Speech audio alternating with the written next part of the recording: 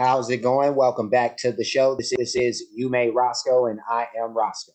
And today we're going to be doing a reaction to a video. This one is called NBA Legends Explain Why the 1986 Boston Celtics could be the best team ever. And before we get into it, I do want to ask for anybody who hasn't that they please subscribe to the channel. Also, make sure you hit the notification bell. Also, make sure that you, there's usually I'm pointing somebody over to I guess I could the home, NBA, whatever, we'll find out. I'll put it in the description. But let's go ahead and start this up. Let's get it. The Lakers are winning it. 3 in 6 years. LA comes to Boston and wins the world title. I don't think that we ever felt like we're just going to win by showing up.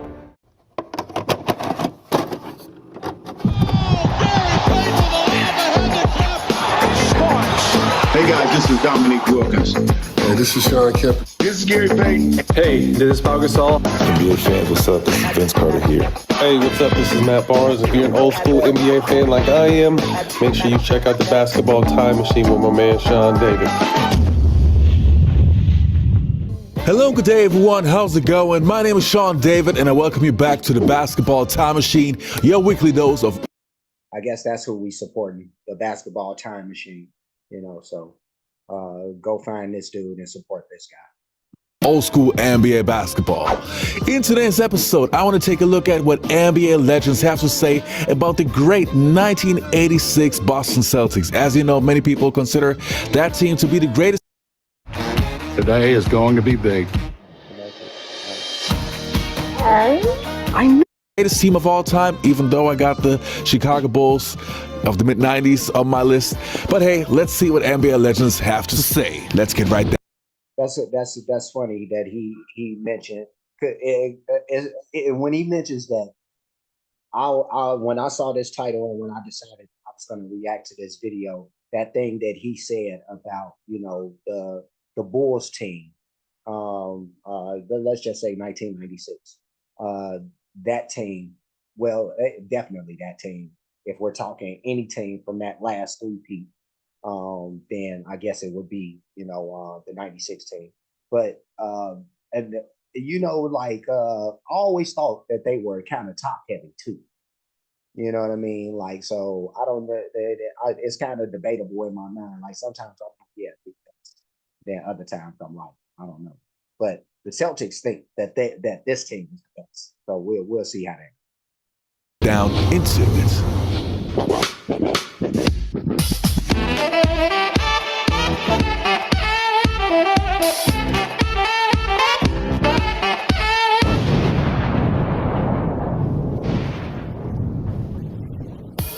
Now the first clip that I want to take a look at is Larry Bird talking about comparisons between the 86 Boston Celtics and the 2008 Boston Celtics with Ray Allen, Kevin Garnett, and so on. Let's hear what Larry has to say. I know their defense was excellent. I think they won the championship because of their defense. I know Paul Pierce is a very, very good player. And Ray Allen's always been one of my favorites because he shoots the ball extremely well and he knows how to play. Then they got Kevin Garnett. Then they got a lot of role players that filled their role. I don't know how we would have competed against him, but obviously with the teams that we had, 84 and 86, I thought in 84 we got lucky and came back and beat you guys. But in 86 was a team that I thought was our best team in Boston, and I would challenge, take that team and challenge it. Larry, an over-the-head pass, now to McHale for 2. It's one of the best passing teams in NBA history. There's a great thing on YouTube somebody put out there. It's about a 5-minute thing just showing all the phenomenal passing exchanges that went on during that year. Bird is obviously involved in a lot of them, but everybody is. Well, we came to play. We came to win. It's been that way for a long time. Parrish with a great pass from McHale. Ever since Larry Bird's come to Boston, they've all become good passers. Well, it probably starts when your best player, when a guy like Bird will give the ball up, whoever's open and make such good decisions with the ball, it just kind of carries over. Larry off to Walt. Good, and a foul is called. All right. The sideline, and Larry in the middle, off the pass. Keep keeping it alive for the Celtics. One look away to Bird. Behind the back, Wedman. You know, we just had a lot of guys that played unselfishly, that had good vision. They just knew, we had a group of guys just knew how to play and hit the open guy. Nice feed.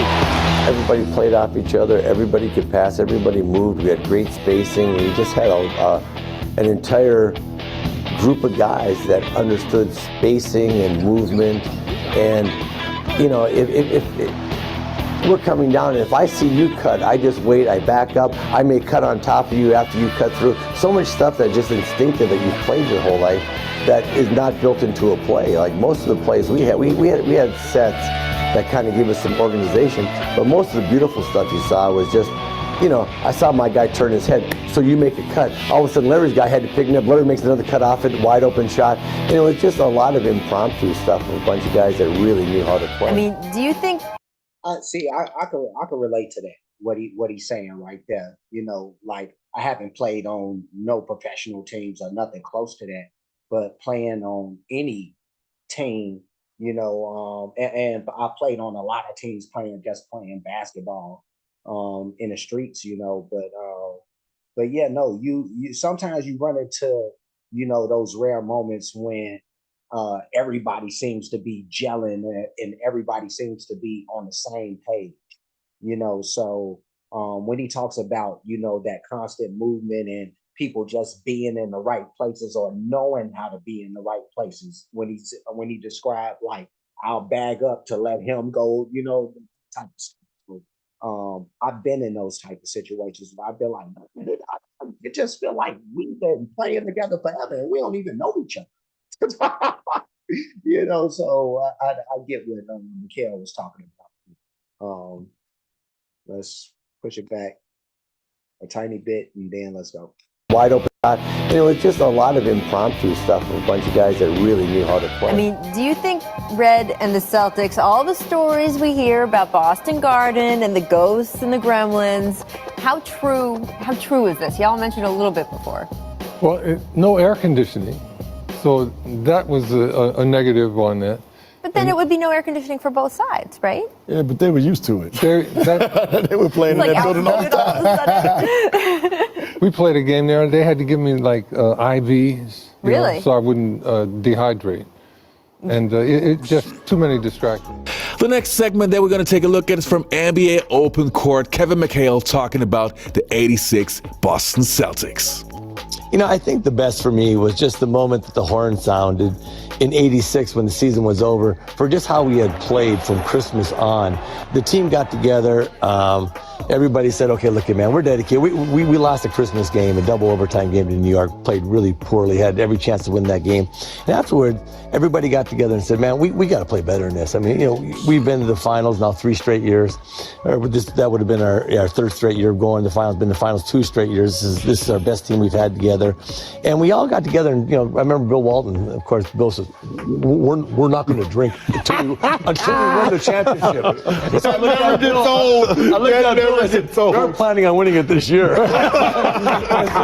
So Bill said, well, of course, you know. And so everybody quit drinking, and we all got together. And from that point on, I think we were like 60-10.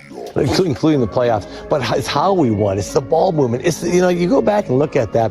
There were 7 passes. The ball didn't touch the ground. Everybody on the team touched it, and you had guys just dropping things, and we would run out teams, and it was just so much fun playing. That moment was like the pinnacle of your career. I remember telling my wife I was driving home, and I went like, I just don't know how it can get better than this. I don't know how. We won the championship. We played unbelievable. The team was so in sync. And we got to drink again. That's funny. I just want to push it back just a little bit, just for the sake of, we'll hear a little bit of McHale telling that story again. Let's keep it going. I'm winning it this year. So Bill said, well, of course, you know. And so everybody quit drinking, and we all got together. And from that point on, I think we were like 60-10. Including the playoffs, but it's how we won. It's the ball movement. It's, you know, you go back and look at that. There were 7 passes. The ball didn't touch the ground. Everybody on the team touched it, and you had guys just dropping things, and we would run out teams, and it was just so much fun playing. That moment was like like the pinnacle of your career. I remember telling my wife while I was driving home, and I went like, I just don't know how I can get better than this. I don't know how. We won the championship. We played unbelievable. The team was so in sync, and we got to drink again.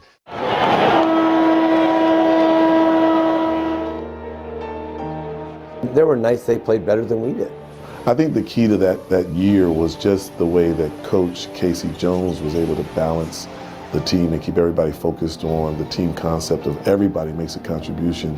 We had the whole thing fixed. Well, we came to play, and we came to win. It was a really good passing team and very unselfish team. There just wasn't any doubt in my mind that we were going to win. They were, you know, it was a unique group of a bunch of guys that could really play, and those guys were. I know they wanted to play more. I know Scotty was a hell of a player. Wedman, you know, yeah. Bill was. All these guys wanted to play more, but you know they had good players in front of them. But boy, when they got their chance, they helped us win so many games. Yeah, you know, to be able to go out there and feel like you could. Not just give them a breather for a couple of minutes, but to extend the lead and to hold the lead. There was just a beautiful thing. It was an adjustment. It was an adjustment as a rookie because, again, as a rookie, your thoughts at that time is, you know, how do I fit in? You know, how do I? I didn't even realize like Sam Vincent was a Celtic. I didn't even know this. Cause I remember like as a kid, kind of when I first like really getting into basketball, whenever that was, like maybe 12 years old or something like that, when I really started trying to pay attention. Sam Vincent was a Chicago Bull, you know, so yeah, no, it's funny to see like like Sam Vincent was a Celtic. I get into the rotation? How do I get some? Your thoughts at that time is, you know, how do I fit in? You know, how do I get into the rotation?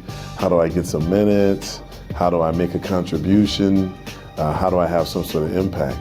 One of the qualities of a really good team is that you have guys that are ready to play, and boy, when they got their opportunity, you know, they really shined. Now, like I said, there was many nights that those guys played great.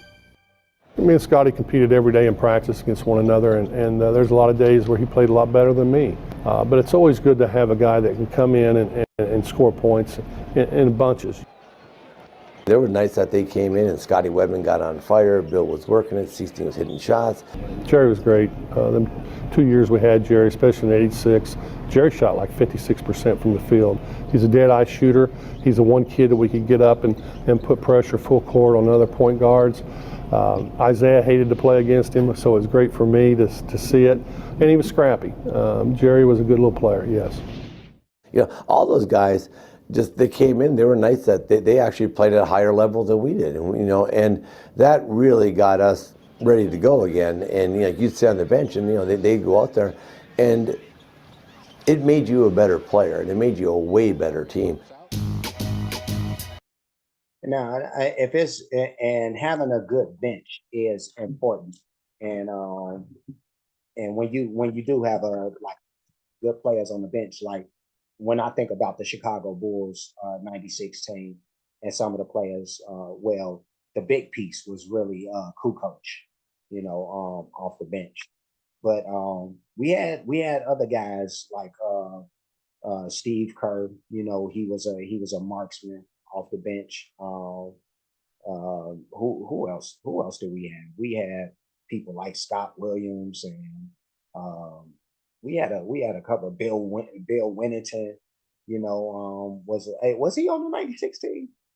I think he was on the '96 team. I feel like he would, but we had a nice little assortment of big dudes. You know, Luke Longley, I think he was like starting at that time. If he was on was he on the? Yeah, I believe. Yeah, Longley was a part of the latter three-peat because Bill Cartwright was the center for the first three-peat. But yeah, no, having a good bench is important. You know, you got to have those guys to have a great team. Even though, like I said, I always thought the Bulls was kind of top heavy because the Bulls bench, like they was a bunch of guys with roles. But now when I look at the Celtics, they was kind of built in not exactly the same, but I know that Walton was kind of the big gun off the bench, during that time for them, so yeah, I think he did win 6 man with the Celtics. I don't know if it was that year, but yeah, no, he was a good player, but then the rest of the guys was just kind of filling roles. So I guess that would be the same thing as coach and then the rest of those guys. But this will be the last time I stop it. Let's go. It is a huge advantage, and we didn't go deep into the bench, like our Celtics teams of today, but because Larry and Kevin and Robert and DJ myself, we all played 36 plus minutes. For the most part, our battles were in the practices. The chance for us to keep those guys sharp, to challenge those guys every day, was what Coach Jones had us believing in was our contribution to this championship team. So we felt like even though we weren't the guys during the games that were getting the minutes, we were the guys that were keeping the guys sharp, that were getting the minutes during the games. As I mentioned in the beginning of the video, the 1996 Chicago Bulls is the best team of all time, in my opinion. But there is no denying that the 86 Boston Celtics were just an incredible team.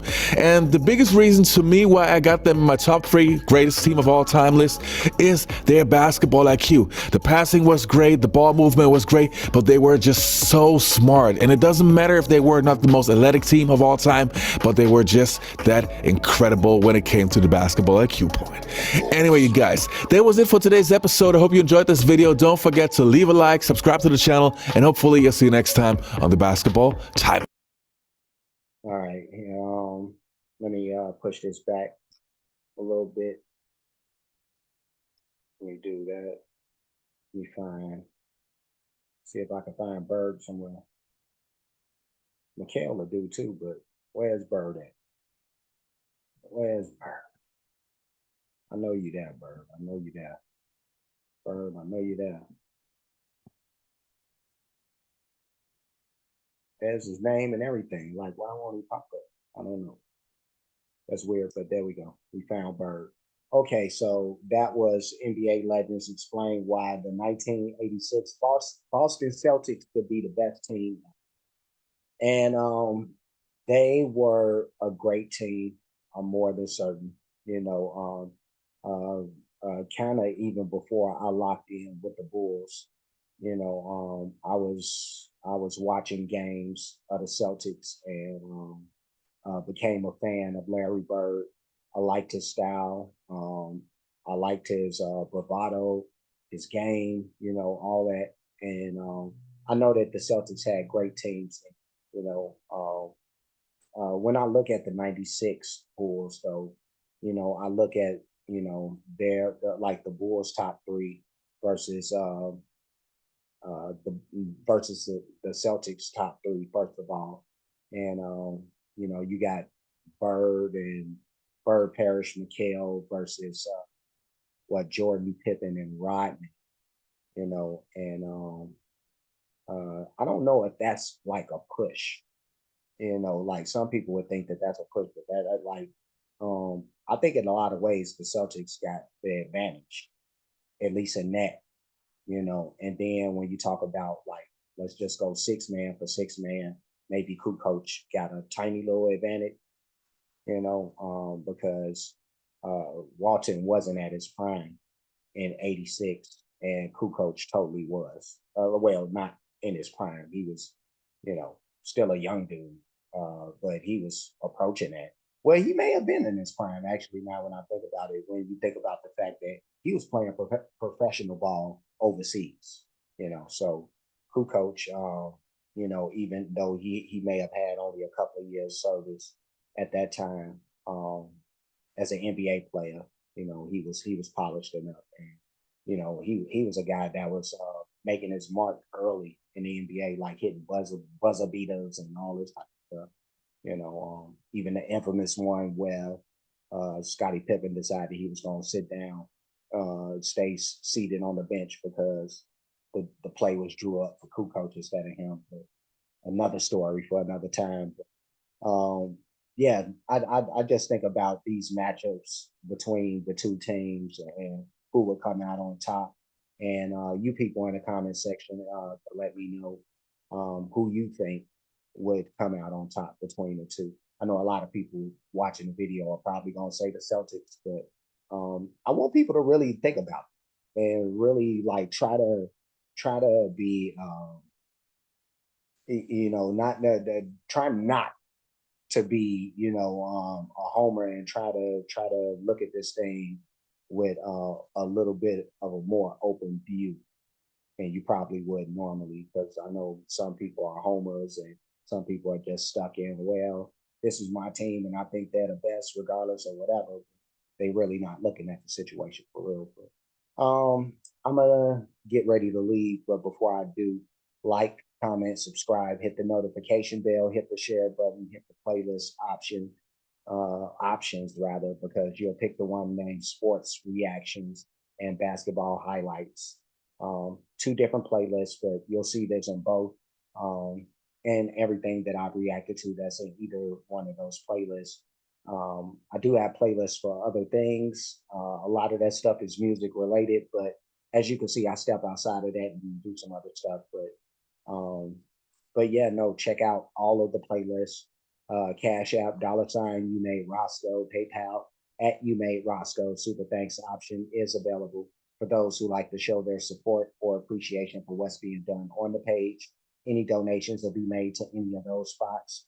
And that's pretty much it. That's everything. So I'm leaving. I will see you guys again soon. So until next time, be safe and be good.